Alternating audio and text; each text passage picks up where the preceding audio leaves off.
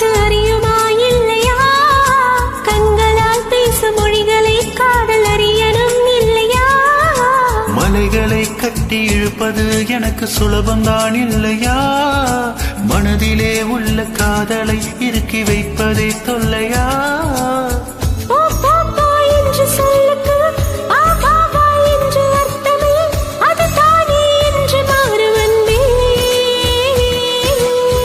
ஆடைக்குள் மூடி நிற்கிறாய், அது கூட வேறு அர்த்தமா?